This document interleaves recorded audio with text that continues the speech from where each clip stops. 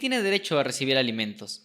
Bueno, los alimentos se reciben por las personas en primer término que no pueden valerse por sí mismos. Los alimentos son recíprocos, Ok. es decir, es de padres a hijos y también en su momento es de hijos a padres, ¿sí? Entonces, Ah, ok. también puede haber un juicio de alimentos donde un padre que ya no pueda valerse por sí mismo le reclame alimentos al hijo para que éste se los proporcione. ¿Cuáles serían las condiciones como tal? ¿Hay que levantar una demanda? Sí, por supuesto, es una vía oral, la vía que se tramita es una vía oral de alimentos y obviamente dentro del mismo hay que acreditar ahora sí que la acción que se intenta, en este caso, que quede bien claro que el padre, el progenitor en este caso, ya no puede trabajar, ya no puede valerse por sí mismo y también la capacidad que el hijo pueda tener para proporcionar alimentos. Los alimentos, de acuerdo al código familiar, han de ser proporcionales. ¿Qué significa que han de ser proporcionales? Que van de acuerdo a ese binomio capacidad-necesidad. Ok.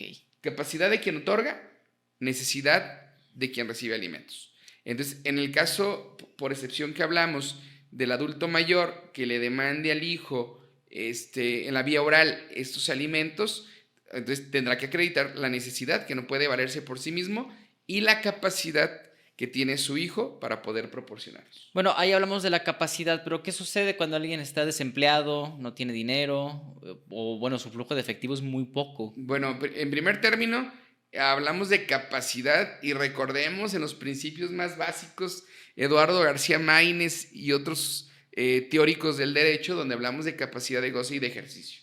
Entonces, el tema de la capacidad es un atributo de las personas físicas. Y bueno, y también de las morales, pero no estamos hablando de las morales. Ahorita no. Ese atributo es la capacidad de ejercicio, que es la que tenemos todos los mayores de 18 años, es la que se ejerce, valga la redundancia, porque estamos en pleno uso de nuestras facultades mentales. El que una persona no tenga trabajo, eso no lo hace incapaz para dar alimentos. Y hay ocasiones que algunas personas, decíamos en el primer podcast, que de repente el dueño de la tiendita, de repente el vecino, el compadre, un saludo a todos los de la Ciudad de México, pero a veces nuestros denominados chilangos, sin ofender a nadie, por supuesto, pero hay muchos que se vienen, bueno, ahí la polémica de quién es un chilango, ¿verdad? Pero bueno, vienen a vivir a municipios como el nuestro y bueno, tienen una peculiaridad que de repente saben de muchos temas o al menos así lo aparentan.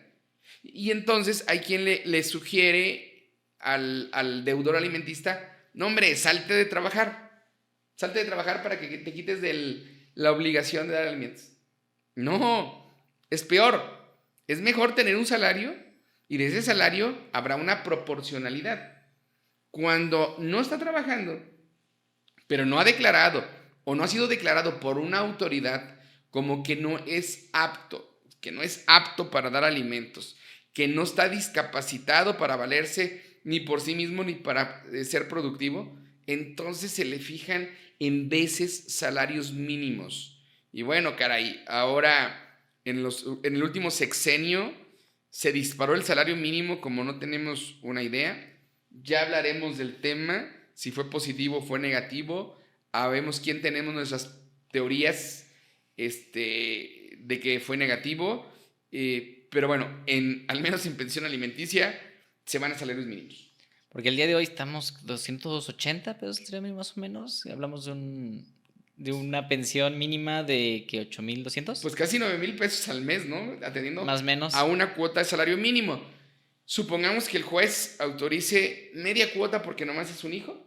Estaríamos hablando de más de 4,000 pesos mensuales. Si la persona laboraba y a la persona le quitaban un 30%, un 20%, te aseguro que le iba 10 veces mejor que le descontaran de lo que trabajaba a ese consejo de salte de trabajar para que ya no te cobren alimentos. Hablamos, por ejemplo, supongamos el tema de adolescentes, de jóvenes que todavía estudian y que pues ya cometieron, no el error, no vamos a llamarlo error, pero cometieron la situación de un embarazo, les demandan alimentos y ahí cómo puede proceder aunque estén estudiando. De igual manera, ahí como la capacidad se ve mermada para poder acreditar que tiene un alimento, pues bueno, entran también el tema de cuotas de salario mínimo.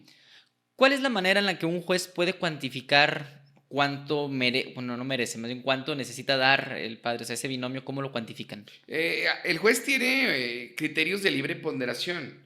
Entonces él va a ponderar precisamente el tipo de vida, si es, como tú decías ahorita, si es un estudiante, si es un adulto, si tiene una formación académica, qué empleos ha tenido, etcétera. Pero de entrada, o sea, nadie se va a salvar de dar pensión alimenticia por el hecho de que no tuviese una relación laboral.